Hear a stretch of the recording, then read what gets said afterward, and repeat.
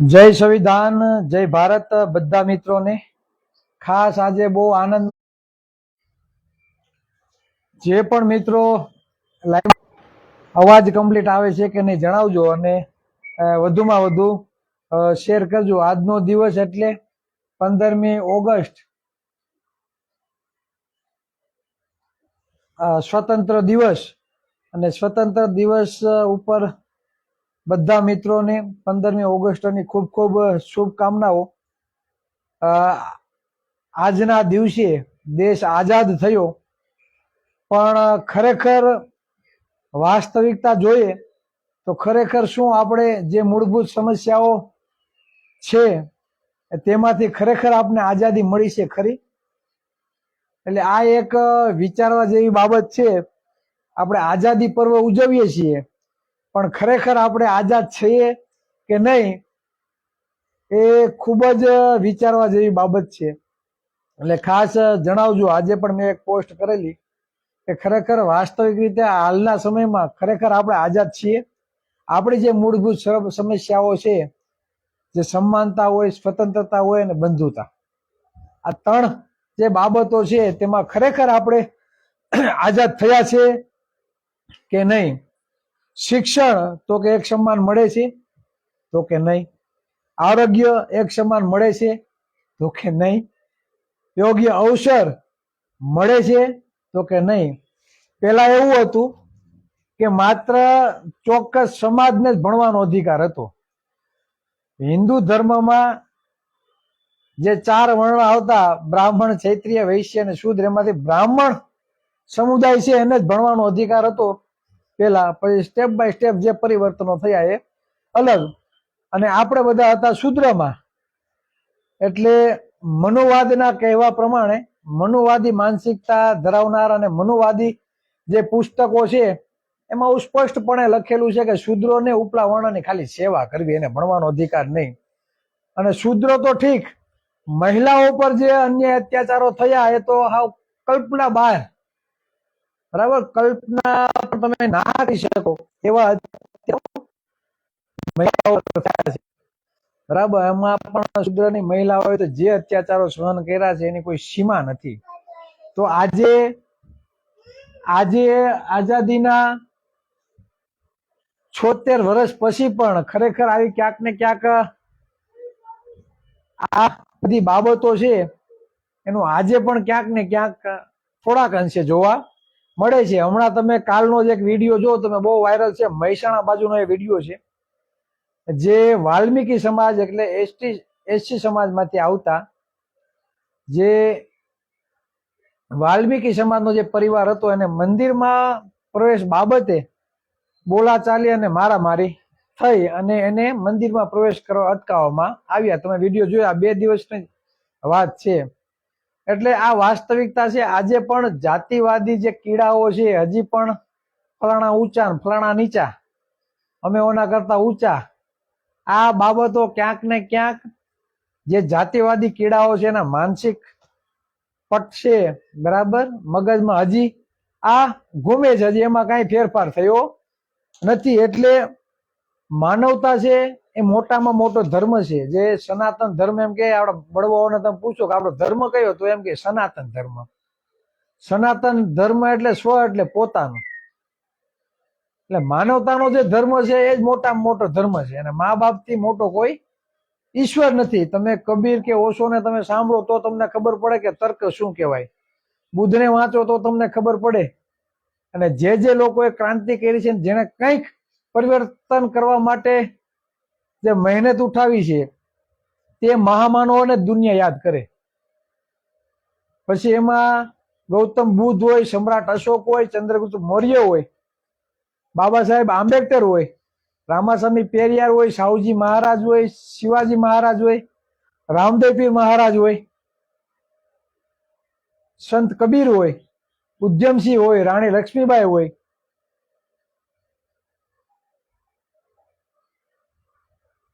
બિરસા મુંડા હોય, અસંખ્ય ઘણા એવા ઓબીસી એસસી એસટી સમાજના જે મહાપુરુષો છે એને ક્યાંક ને ક્યાંક આ સમાજ માટે બલિદાન આપ્યું છે.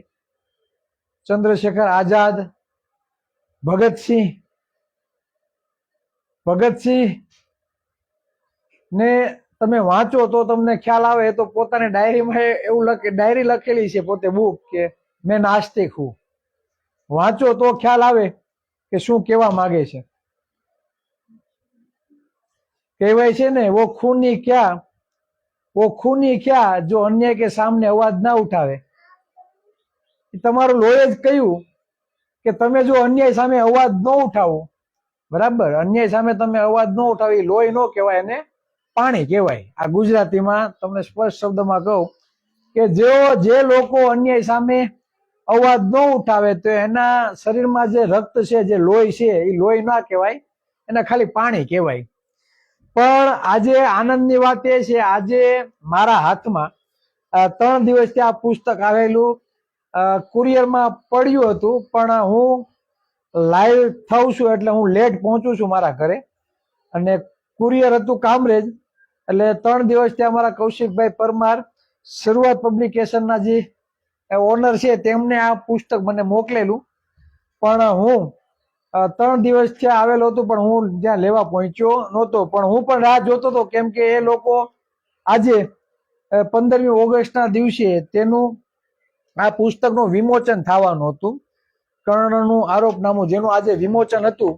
અને આ વિમોચનમાં અમુક કારણોસર હું પહોંચી શક્યો નથી, એનું મને ખૂબ જ દુઃખ છે. અને આ પુસ્તકનું ઘણા સમયથી આપણે રાહ જોતા હતા કે આ પુસ્તક આપણા હાથમાં આવે તો આપણે સમાજને વાસ્તવિક રીતે જાગૃત કરવામાં ખૂબ જ સરળ પડે. આ પુસ્તક માટે જેમણે મહેનત કરી, ખાસ કરીને અમારા ડોક્ટર અને પ્રોફેસર જયેશભાઈ વરિયા, અને આ શરૂઆત પબ્લિકેશનના જે માલિક છે તે અમારા મિત્ર કૌશિકભાઈ. શરૂઆત એટલે બહુ મહેનતથી આ પુસ્તક એમણે બનાવેલું છે. આ પુસ્તકમાં 176 પેજ છે, 176 પેજ, જેનું મુખપૃષ્ઠ સુંદર મજાનું બનાવેલું છે. ત્યારબાદ પાછળનું જે બેકગ્રાઉન્ડ છે એમાં તમે જો અલગ અલગ પુસ્તકો છે. એમાં એક બંધારણનું પુસ્તક છે જે અમારી પાસે છે. આ શરૂઆત પબ્લિકેશનની ખાસિયત છે કે જે પાછળનો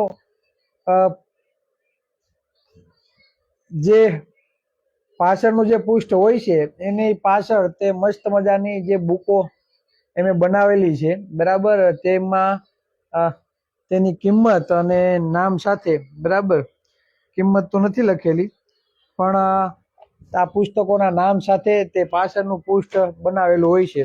હવે આ પુસ્તકની સાથે તેમણે બીજું એક પુસ્તક મોકલેલું છે, માધવસિંહ સોલંકી. આપણે જો ખરેખર ઓબીસી સમાજને ગર્વ લેવો હોય તો આ ચહેરા ઉપર લેવાની જરૂર છે.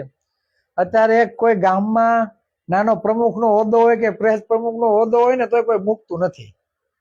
અને જેમણે આ ઓબીસી સમાજને આરક્ષણ મળે તેના માટે મુખ્યમંત્રીમાંથી રાજીનામું આપનાર કોઈ હોય ને તો આ માધવસિંહ સોલંકી હતા. અને સામાજિક ન્યાયના રાજનેતા, આવું એવું બિરુદ આપેલું છે. અને આ પુસ્તકમાં માત્ર 24 પેજ છે. એટલે માધવસિંહ સોલંકીને સમજવા માટે આ રાજનેતાની, બરાબર, જેને ખરેખર રાજનીતિમાં રસ હોય અને રાજનીતિમાં જેને આગળ વધવું છે ને એને એમ હોય કે ભાઈ હું રાજનીતિમાં મારે જવું છે, મારે ચૂંટણી લડવી છે, તો એક વખત આ પુસ્તક અવશ્ય વાંચજો. કેમ કે આ પુસ્તક જ એવું છે, અમારા મિત્ર છે પાટણથી અંકિત ઠાકોર, તેમણે આ પુસ્તક બનાવેલું છે. એટલે ખૂબ ખૂબ આ ત્રણેય જે યોદ્ધાઓ છે, બરાબર, જયેશભાઈ વરિયા, કૌશિકભાઈ પરમાર અને અમારા અંકિતભાઈ ઠાકોર, એને હું દિલથી અભિનંદન આપું છું અને 100 સલામ કરું છું. કેમ કે તમે જે મહેનત કરી અને આપ જે પુસ્તકો બનાવેલા છે, બરાબર, તે ઘર ઘર સુધી પહોંચે તે ખૂબ જ જરૂરી છે. અને જે પણ મિત્રોને લેવા હોય તો ખરેખર અમારો કોન્ટેક્ટ કરજો, બરાબર. આ પુસ્તકો ઘર ઘર સુધી પહોંચે એ ખૂબ જ જરૂરી છે. હવે માધવસિંહ સોલંકીની હું તમને જો વાત કરું તો ખાસ કરીને એવું કહી દઉં કે કોઈ બી ચૂંટણી હોય ને, લોકસભા, સંસદ સભા કે કોઈ બી ચૂંટણી હોય, ચૂંટણી ઢંઢેરો જાહેર કરે કે અમારી સરકાર બનશે તો અમે તમને આ આપશું, અમારી સરકાર બનશે તો અમે આ આપશું. એમાં જ્યારે માધવસિંહ સોલંકી હતા ત્યારે પોતે કોંગ્રેસમાં હતા અને ત્યારે તેમણે એવું કહેલું કે અમારી સરકાર બનશે તો અમે ઓબીસી ને આરક્ષણ ચાલુ કરશું. બરાબર, આવું ચૂંટણી ઢંઢેરામાં જાહેર કરવામાં આવ્યું હતું. પણ થયું એવું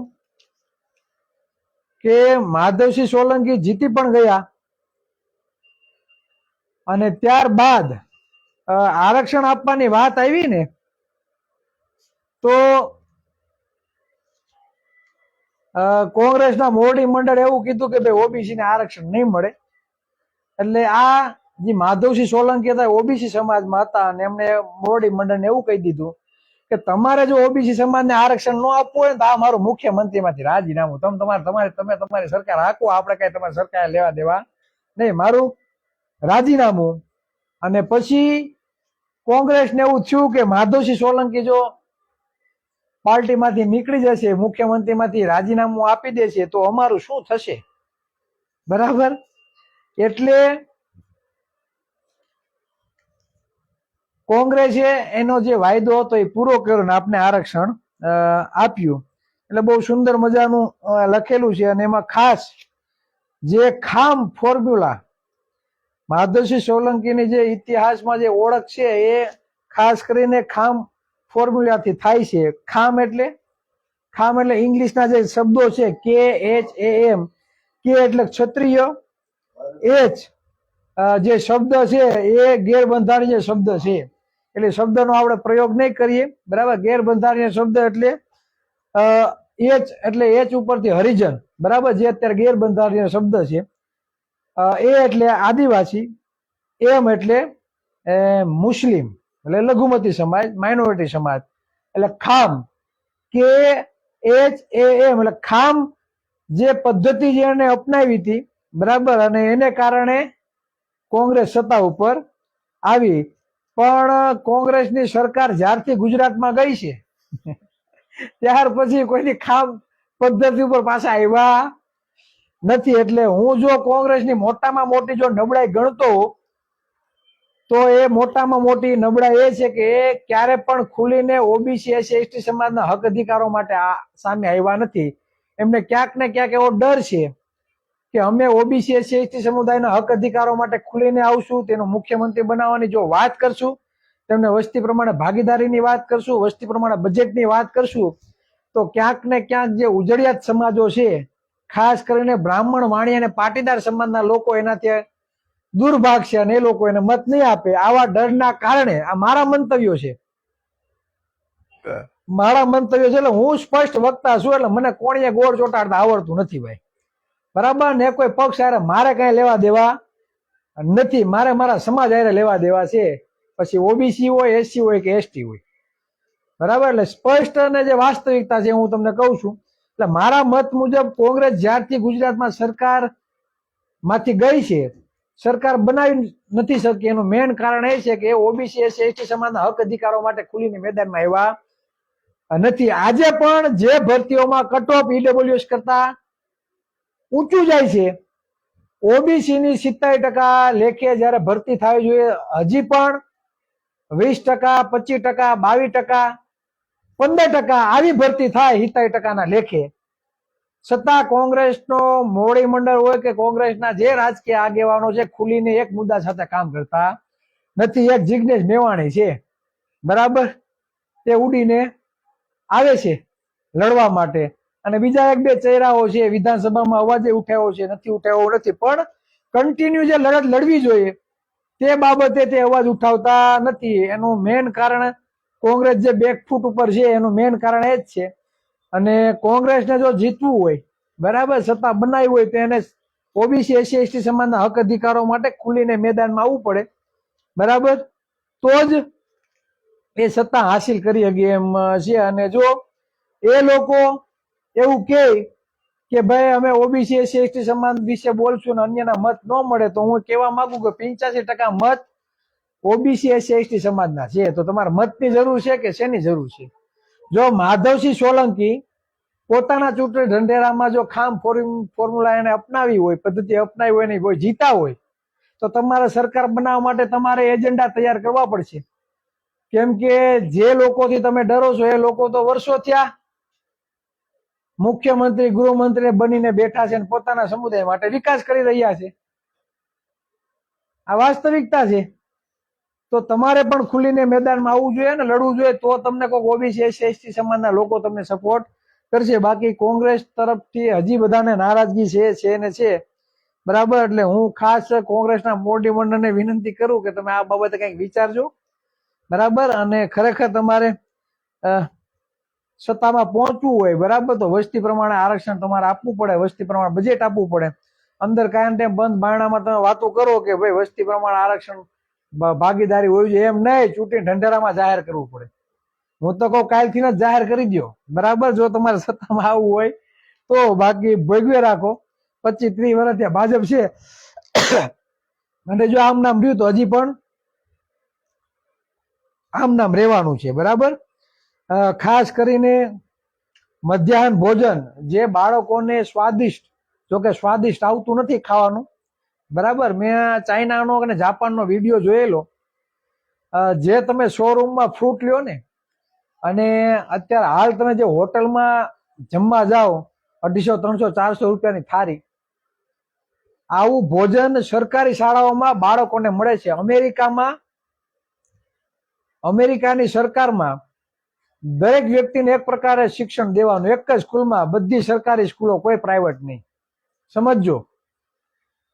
મહાસત્તાની વાત કરે ને વિશ્વગુરુ બનવાની તમે વાત કરો છો, શિક્ષણના ઠેકાણા નથી, સરકારી સ્કૂલોના ઠેકાણા નથી, વિશ્વગુરુ ક્યાંથી બનવાના? તમે ઘણા બધા વિડિયા જોયા હશે કે ભણવા માટે બાળકોને નદી પાર કરીને જવું પડે, બરાબર. ઓરડાના ઠેકાણા નહીં, શિક્ષકોના ઠેકાણા નહીં. સુરત, આપણે ગુજરાતમાં જ આ પરિસ્થિતિ છે. ટોયલેટ બાથરૂમના ઠેકાણા નહીં.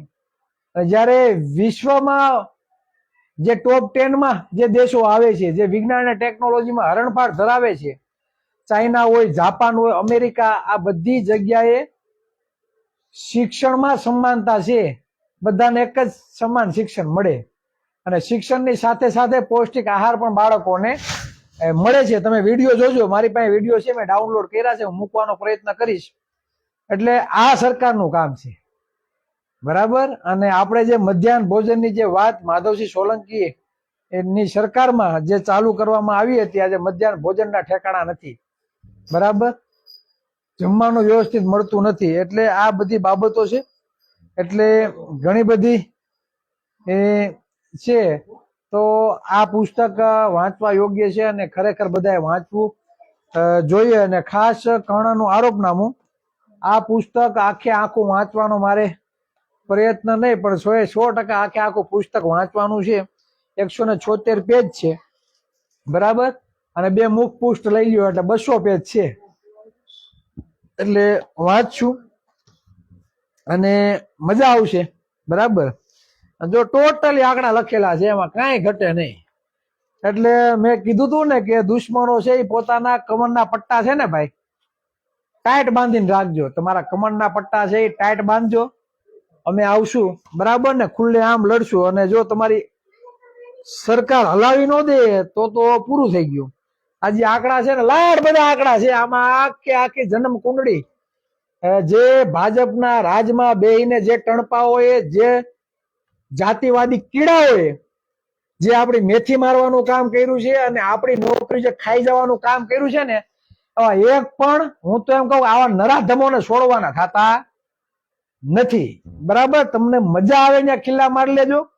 બાકી તમારી 80 કે 83, બરાબર, આ આંકડા સમાજની સામે મૂકવાના છે, બરાબર. એમાં કોઈ પણ વસ્તુ ચલાવી લેવામાં આવશે નહીં, જાણજો, બરાબર. મજા આવશે, કેમ કે મૂકશું નહીં. જબ તક તોડેગે નહીં તબ તક છોડેગે નહીં. એટલે જ્યાં લગી તમારી સરકાર તૂટે નહીં ને ત્યાં લગી તમને છોડશું તો નહીં જ, બરાબર. એટલે આમાં એક મુદ્દો લીધો છે, ખાસ કરીને જે વર્ગીકરણનો જે ભૂત આજે સવાર છે ને, અમુક લોકો જે વર્ગીકરણ બાબતે નીકળાશે કે નહીં, તો એ બાબત, વર્ગીકરણ બાબતનો જે મુદ્દો છે ને, એ પણ આમાં લીધેલો છે, હું એ પેજ કાઢવાની કોશિશ કરું. મારા જયેશભાઈ ને એની પેજ કાઢ્યું હતું, પણ હવે મને મળ્યું. ક્યાં ગયું?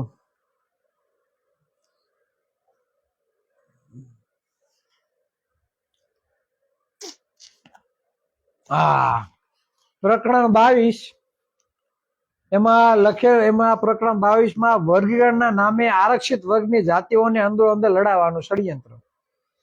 બરાબર, એટલે વર્ગીકરણનો જે મુદ્દો છે તે જે પ્રકરણ આમાં દર્શાવેલું છે તે પણ વાંચવા જેવું છે. કેમ કે વર્ગીકરણથી કેવું થાય કે ઓબીસી ના લોકો અંદરો અંદર ઝઘડવાનું. ચાલો 146 જ્ઞાતિ છે, 25 જ્ઞાતિને અલગ તારવી નાખી કે આ લોકો સુખી ને સંપન્ન છે અને આરક્ષણ ન મળવું જોઈએ. બરાબર ને, બીજી 120 જ્ઞાતિઓ અલગ કરી તો ઓલી જે 26 જ્ઞાતિઓ છે આ 120 જ્ઞાતિથી વિરોધમાં જશે. અને ખાસ કરીને જે નેતૃત્વ લઈ છે કોળી ઠાકોર, એનાથી આ લોકો દૂર થશે, ઓબીસી ના અન્ય જ્ઞાતિઓ. અને સરકાર ઈચ્છે છે એ જ કે સૌથી વધારે ગુજરાતમાં સૌથી વધારે કોઈના મત છે કોળી અને ઠાકોર સમાજના છે, તો સરકાર તો એવું જ ઈચ્છે છે કે ઓબીસી ના બીજા જે વર્ગો છે કોળી ઠાકોર થી દૂર થાય, કોળી ઠાકોર ને દુશ્મન તરીકે જોવે. એટલે વર્ગીકરણ બાબતે જે આંદોલન થાય છે એ આપણા માટે બહુ બરાબર દુઃખદ છે. એટલે વર્ગીકરણના મુદ્દામાં પડવાનું નથી. પડવાનું કેમાં? વસ્તી પ્રમાણ આરક્ષણમાં. બરાબર, હોય 270 સીટો આપને આવતી હોય, સોરી 1270 ઓબીસી સમાજના ભાગમાં આવતી હોય 70% લેખે, તો પેલા ઉમેદવાર થી લઈને 270 સુધીના ઉમેદવારનો મેરિટ ગણવાનો હોય. જો એ જ જગ્યાએ આપને 54% કે 60% આરક્ષણ મળતું હોય 1000, તો 101 થી 270 નહીં, 1 થી 540 કે 600 ઉમેદવાર સુધીનું મેરિટ ગણવાનું થાય. ઓલું 270 સ્ટોપ થઈ જાય. અને ઓલું મેરિટ જો વસ્તી પ્રમાણે મળતું હોય તો 540 કટઓફ અટકે, કા 600, માની લો કે 60% વસ્તી છે અને 600 ઉમેદવાર હોય તો 600 કટઓફ અટકે. તો આપણું મેરિટ, જેમ કાલનું જે રિઝલ્ટ આવ્યું ને મહિલાઓનું ઈડબ્લ્યુએસ નું રિઝલ્ટ 80.50% અટક્યું, અને ઓબી સમાજનું મહિલાઓનું રિઝલ્ટ 98.50%, એટલે 18%નો ફેર. જો આપને વસ્તી પ્રમાણે ઈડબ્લ્યુએસ વાળાને વસ્તી પ્રમાણે આરક્ષણ મળે છે એટલે 1000 સીટ એની થાય. એટલે નાનો સમૂહ અને એની વસ્તી પ્રમાણે ઉમેદવારી નોંધાવે છે. આપણે થાય કેમ? સમૂહ મોટો 60%, ઉમેદવારી નોંધાવે 70%માં, 70% ભરતી થતી નથી. બરાબર, એટલે આપણું કટ ઓફ રહેવાનું છે ઊંચું, માઇનસ જવાનું નથી. એટલે મેં શરૂઆતથી ને જ્યારથી ઈડબ્લ્યુએસ આરક્ષણ મળ્યું ત્યારથી હું કહું છું, જો વસ્તી પ્રમાણે આરક્ષણ નહીં મળે તો તમારું કટ ઓફમાં ક્યારેય સુધારો આવવાનો નથી. તમારે જેમ મંજીરા વગાડવા એમ વગાડજો. ખાસ કરીને તમારે આ વસ્તુ ઉપર ધ્યાન આપવું પડશે ને સત્તા એ જ કર્યા, સત્તા વગર કોઈ વસ્તુ મળવાની નથી. તમારે જેમ કરવું એમ કરો, સત્તા ઉપર કબજો કરો ને તો વસ્તી ગણતરી થાય જ્ઞાતિ આધારિત, અને જે વસ્તીને જેટલું છે બરાબર એને એ પ્રમાણે મળીએ. એટલે આ હતી વાસ્તવિકતા. અને ઘણા મિત્રોએ અનામત નીતિનો રોસ્ટરનો ખેલ, બરાબર, જો મસ્ત બોક્સ બનાવેલું છે. એટલે આમાં જે બોક્સ પણ બનાવેલા છે એ બહુ જોરદાર બનાવેલા છે. રોસ્ટર એટલે ખાલી જગ્યા પૂરવાની. હવે આપણી ભરતી વસ્તી પ્રમાણે થઈ નથી, તો રોસ્ટર ના આંકડા કઈ રીતે કાઢતા છે એ ખબર નથી પડતી. અને આ લોકો એમ કે રોસ્ટર આધારિત ભરતી કરીએ છીએ. બરાબર, તો શરૂઆતમાં ઓબીસી ની વસ્તી પ્રમાણે તો ભરતી થઈ નથી, તો એના ઉમેદવારો તો ખાલી થવાના નથી. ભરતી જ નથી થઈ, સમજી લે, તો સીટો ખાલી જ હોવાની ને. તો આ લોકો ભરતી વધારે કેની કરે? ઈડબ્લ્યુએસ વાળાની. વિચાર કરો તમે. એટલે આ વાસ્તવિકતા છે. એટલે આ બાબતે ખરેખર આ પુસ્તક ના હોય તો મગાવી લેજો.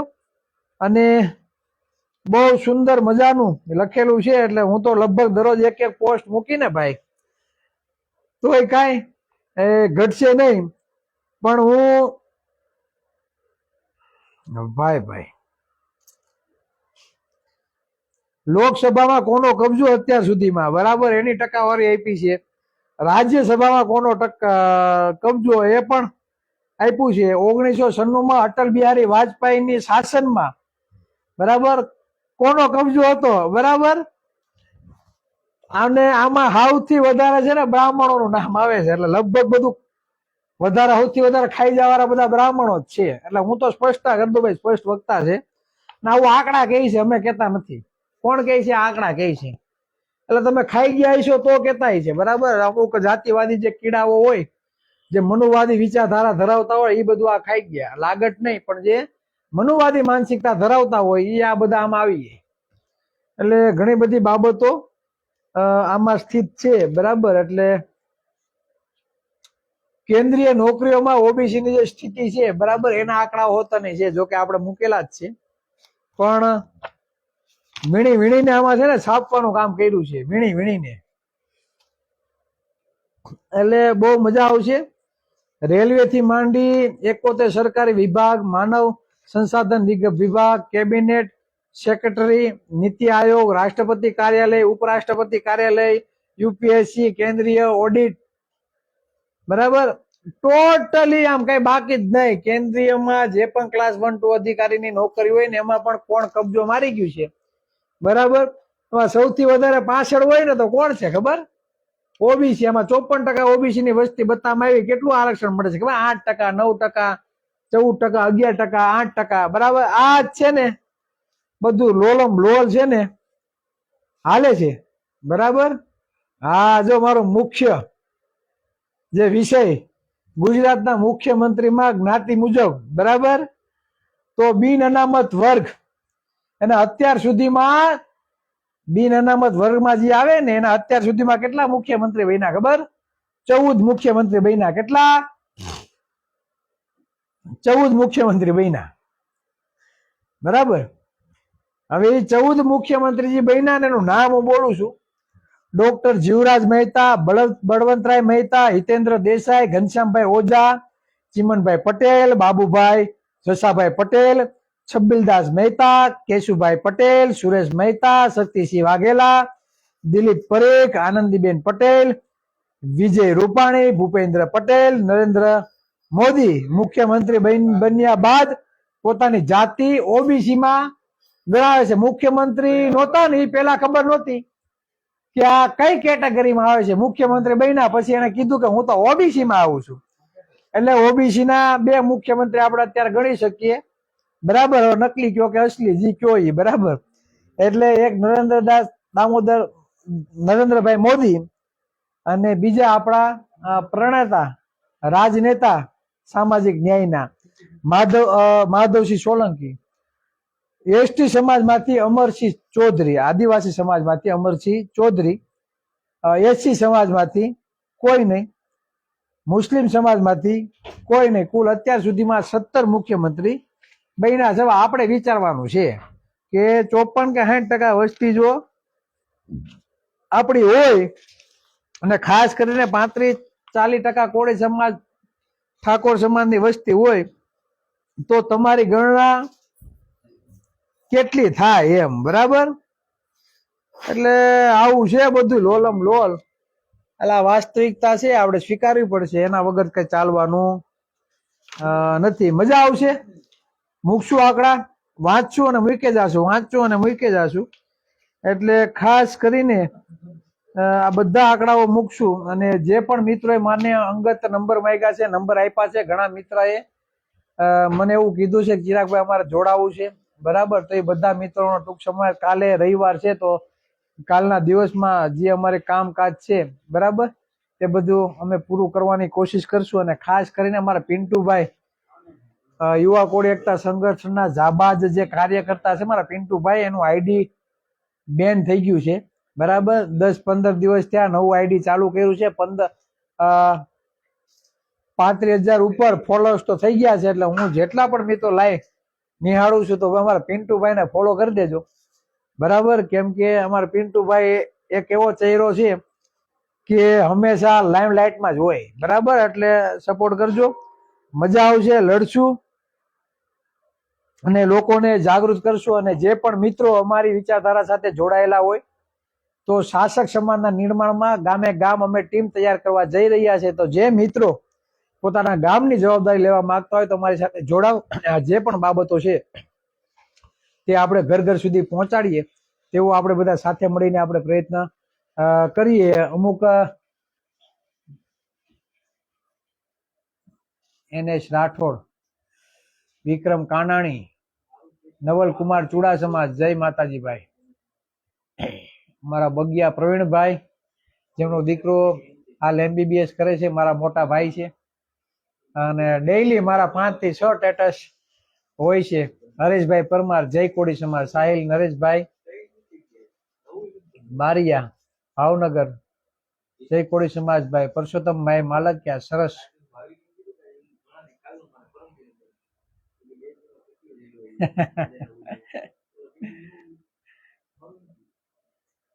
એ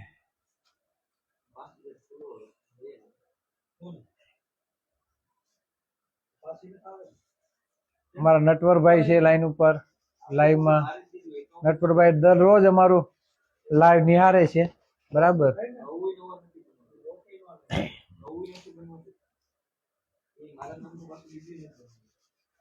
અમારે એક રજની પટેલ કરીને આમાં કોમેન્ટ કરે છે, ભાઈને બહુ ખોટું લાગતું એવું મને લાગે છે. ચિંતા ના કરો ભાઈ, સતાના ફળ કેવા મીઠા છે યાર. અમારો વારો અવાજ દો. જીતેશભાઈ બારૈયા, જીતુભાઈ જાડિયા, પટેલ ગોવિંદભાઈ, દરેક સમાજની જરૂર છે, બરાબર. જય સંવિધાન, જય જવાન. ના જો અમારે એક ભાઈ લાઈવમાં આવ્યા છે, હરેશભાઈ વાજા, જે લાઈવ નિહાળી રહ્યા છે ને આમાં કોમેન્ટ પણ મારી છે, એટલે એની યાદી હું કરાવી દઉં. આમાં હરેશભાઈ વાજા મારા ઘેડ પંથકના છે અને હરેશભાઈ જયારે વેલંજામાં મકાન લેવા ગયા ને અને બેંકમાંથી સીલ મારેલું મકાન એમણે લખ્યું, એટલે ત્યાં આખી સોસાયટી મારે ચોખવટ કરવાની જરૂર નથી, પણ એ સોસાયટીનું કહેવાનું એવું હતું કે કોળી નહીં આયા. મકાન રાખી લીધું, પૈસા આપી દીધા અને પ્રમુખ ફોન કરીને એમ કે ભાઈ તમે કોને પૂછીને મકાન રાખ્યું એમ. એટલે મને તો એવું લાગે ગુજરાત કેમ બધું એના બાપાનું હોય. હે ફોન કરીને એવું કે તમે કોને પૂછીને મકાન રાખ્યું, અહીંયા કોળીને રહેવા માંગ દેતા નથી. એટલે હરેશભાઈ જે લાઈવ છે, એટલે હરેશભાઈ મને કોલ કર્યો, કેમ કે હું અહીંયા ઘેડિયા કોળી સમાજનો પ્રમુખ છું, એટલે એના પ્રમુખને જાણ કરે ને. એટલે એમનો કોલ આવ્યો કે ચિરાગભાઈ આ રીતનું છે, મેં મકાન રાખી દીધું, પૈસા આપી દીધા અને અમારી સાથે આવો ભેદભાવ થાય છે, એટલે કાંઈ વાંધો નહીં, લાવો પ્રમુખના નંબર. પ્રમુખ સાથે વાત કરી, હું કેમ ભાઈ શું તકલીફ? તો કે એવું નથી ભાઈ, અમે દેતા જ નથી એમ કે, બરાબર કે આવું ને તેવું છે, બરાબર. એક કામ કરો તમે રૂબરૂ આવો મળવા. એટલે અમે તે જ દિવસે રાતે અમે રૂબરૂ મળવા ગયા સોસાયટીમાં. તો સોસાયટીમાં 350-400 જણા મીટિંગ ભરીને બેઠા. વિચાર તો કરો, કોળીને મકાન નહીં દેવા હાટું 400 જણા મીટિંગ ભરીને બેઠા.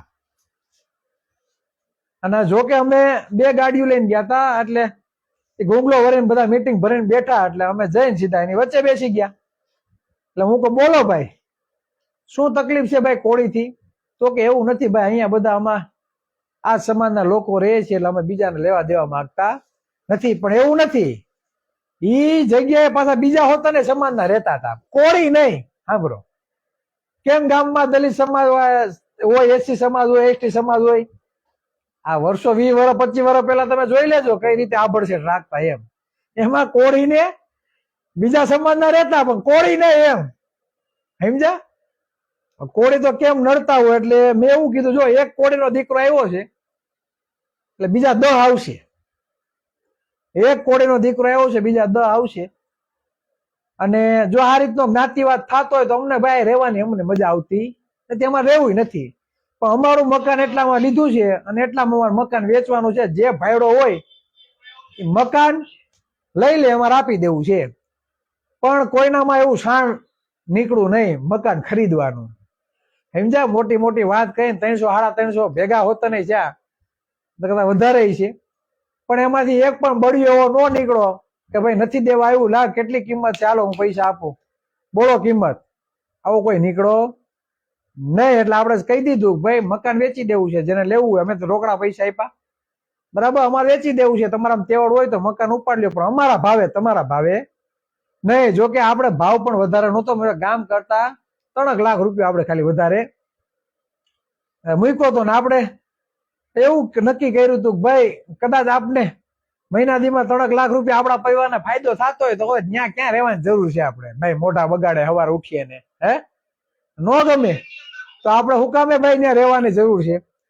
એટલે આપણે કહી દીધું ભાઈ મકાન જોતો જ લઈ લ્યો, બાકી અમારો સામાન ત્યાં આવવાનો છે. એટલે એ કાંઈ ન થયું. મહિનો ગયો, 1.5 મહિનો ગયો, 2 મહિના ત્યાં કોઈ વસ્તુ કઈ થઈ નહીં. પછી સરસ મજાનો કુંભ ઘડો તૈયાર કરી અને સામાન સાથે બરાબર અમારા હરેશભાઈ અત્યારે રહેવા માંડ્યા. બહુ આનંદથી રહી છે. અને જો કે અમે એક વખત જઈ આવ્યા છે એટલે ત્યાં કોઈની ઓકાત નથી કે ત્યાં ખીલી ખટકો કરી શકીએ. બરાબર, એટલું તો અમે દમ રાખીએ છીએ કે કેમ કે નાઈટ ઉપર જાય તો પછી ગમે એવો તુરમ ખાન હોય તો એને પાડી તો દઈએ. બરાબર, કેમ કે એ કોળી સમાજની તાકાત છે. અને આયા પણ આ ગુજરાત છે કઈ કોળી આતંકવાદી તો નથી કે અફઘાનિસ્તાન, મ્યાનમાર કે પાકિસ્તાન ત્યાં ગુજરાતમાં રહેવા આવ્યા હોય. અમે આ જ દેશના મૂળ નિવાસી છે, સન્માન સાથે અમને પણ જીવવાનો અધિકાર છે. જે લોકો એમ કહે ને જાતિવાદ નથી, તો ભાઈ તમે ક્યારેક સુરત જેવા મહાનગરપાલિકા જ્યાં હોય ત્યાં શહેરોમાં તમે પૂછો કે જાતિવાદ કોને કહેવાય, તો તમને ખબર પડે. એટલે આ મારા હરેશભાઈનું લાઈવ હું જોઈ ગયો એટલે આ બાબતે મેં ચર્ચા કરી. બરાબર,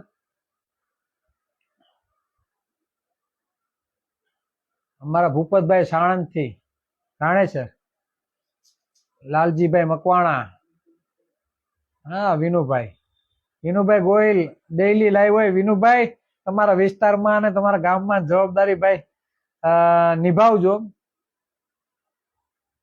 સનાતનનો ધર્મ અર્થ એમ થાય છે કે એસો ધર્મો સનાતનનો જેનો જન્મ છે એનું મૃત્યુ નિશ્ચિત છે, એ જ સનાતન. ખૂબ જ સુંદર મજાનું એસો ધર્મ સનાતન એટલે કે જેનો જન્મ છે એનું મૃત્યુ નિશ્ચિત છે. એટલે સનાતન તો વર્ષો થયા શબ્દ ચાલ્યો આવે છે. બરાબર, પણ હવે એ લોકોને હજી ખ્યાલ નથી બરાબર કયો શબ્દ ક્યાંથી આવ્યો. એટલે બહુ ડીપમાં વયા જવું, પણ આપણે ડીપમાં જવાની જરૂર નથી. વિક્રમ કાનાણી, જય કોળી સમાજભાઈ. ભરત મૈડા, જય સનાતન. NS Rathod, Nitin Solanki, good. મનુભાઈ બારૈયા, જય શ્રી રામ. ચિરાગભાઈ, જય શ્રી રામ. મનુભાઈ, ગણેશ ડાભી, જય કોળી સમાજ. ગિરીશ વાજા, જય ભીમ. એકે રાઠોડ, આ પુસ્તક જોવે છે તમે ફેસબુકમાં કૌશિક પરમાર એવું સર્ચ મારજો એટલે કૌશિક પરમારની આઈડી આવશે, એમાં તમે નંબરને નાખજો, એ તમને પહોંચતું કરી દેશે.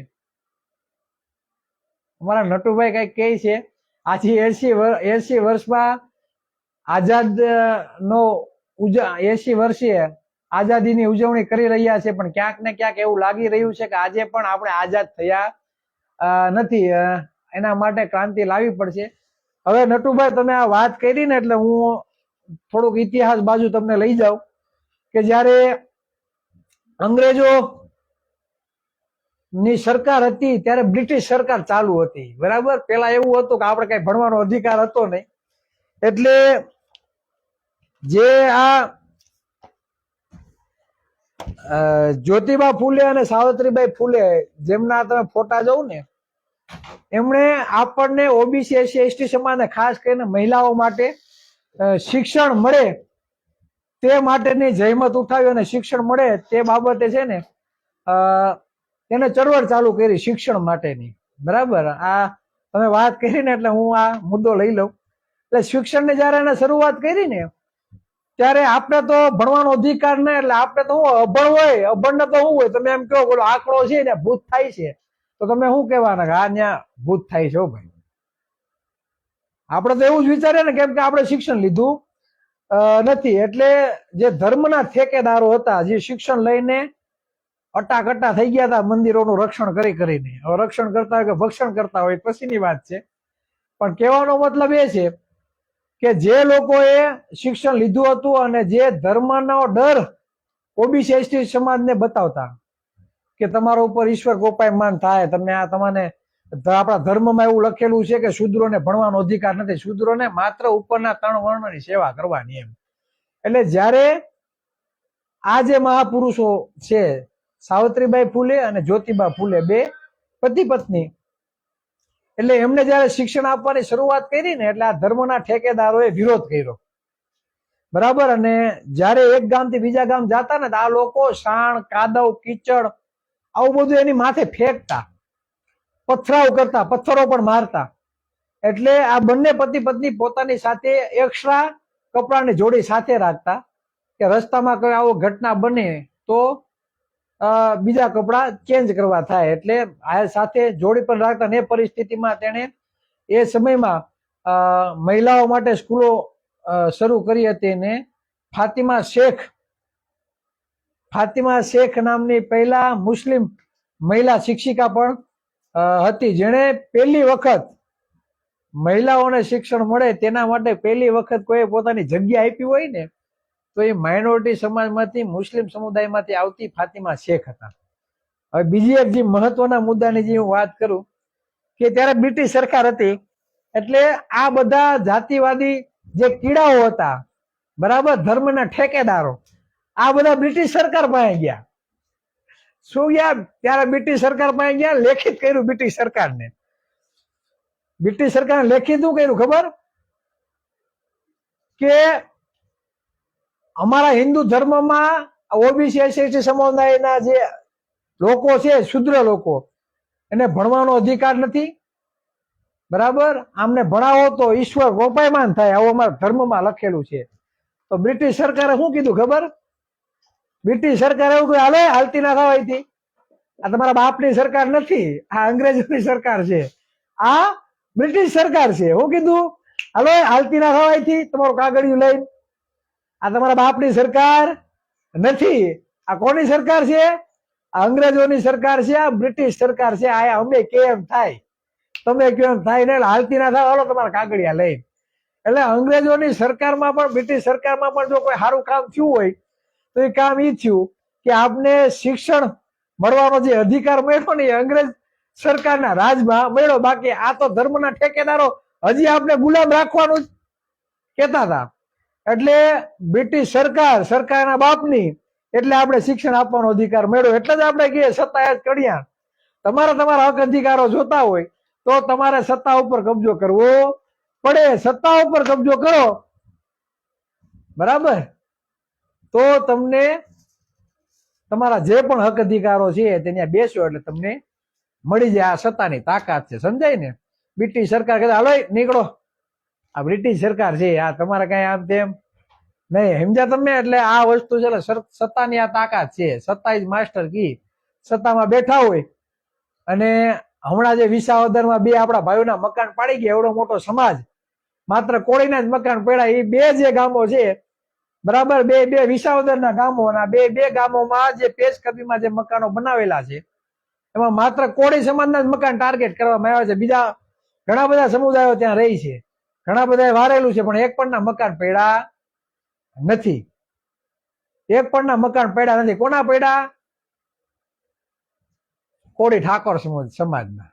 અને એ જગ્યાએ જો આપણે સત્તામાં બેઠા હોય ને તો એક જ ફોન થાય કલેક્ટરને કે હું છે, જોઉં કયા સરપંચ આ કામ કર્યું છે, કરો સસ્પેન્ડ, અને જે લીગલ એક્શન લેવાના હોય એના ઉપર લીગલ એક્શન લેવામાં આવે. આ સત્તાની તાકાત છે, બરાબર. મેં તો કલેક્ટરને ફોન કર્યો હતો, હું તો કઈ કેબિનેટ મંત્રી તો નથી, મિનિસ્ટર નથી, ધારાસભ્ય મારું એ સાંભળવાનો.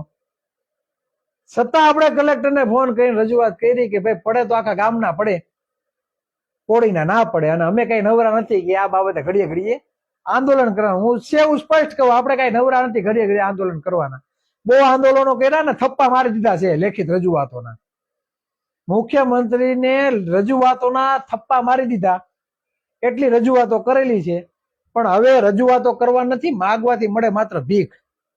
શું મળે? માગવાથી માત્ર મળે ભીખ. અધિકારો જોતા હોય તો સત્તા ઉપર કબજો કરવો પડે તો અધિકારો મળે, બાકી ભૂલી આવવાનું, બરાબર ને? મજા આવે એટલા દિવસો લગી આંદોલન કરો, તમે ભૂખ હડતાળ કરો ને ભાઈ, તો તમને આ લોકો મારી નાખે. એને કઈ પડી નથી, કેમ કે સત્તા જેના હાથમાં હોય ને એનું કોઈ હલાવે ને. પાછી સત્તા કેવી? સંપૂર્ણ ટેકાવાળી, વગર ટેકાની સરકાર. વિરોધ પક્ષના લોકો ભેગા થાય ને તો એને પાડી ન હગે, એવી તો સરકાર આપણે બનાવીને આપી. બોલો, અને ખાસ હું તો એમ કહું કે ઈવીએમ છે ત્યાં લગી ભાજપને હરાવી તો બહુ અઘરી વસ્તુ છે, પણ આપણે જ્યાં સુધી જાગૃત કરીએ ત્યાં સુધી ખૂબ જ જરૂર છે. એક કે ભાઈ રાઠોડ શું કહે છે ભાઈ? એક કે ભાઈ રાઠોડે બહુ સરસ મજાની વાત કરી કે અત્યારે તમે વાવેતરનું કામ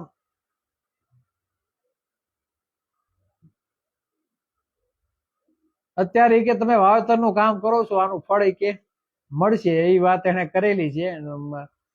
હાથ અડાડું તો કોમેન્ટો છે ને વહી જાય છે, ટપી જાય છે. નીતિન સોલંકી ગુડ. હિરેન વાઢિયા બાપા સીતારામ ભાઈ, બાપા સીતારામ. કાંતિભાઈ ચુડાસમા ચિરાગભાઈ ને ફૂલ આપો, ફૂલ સપોર્ટ આપો.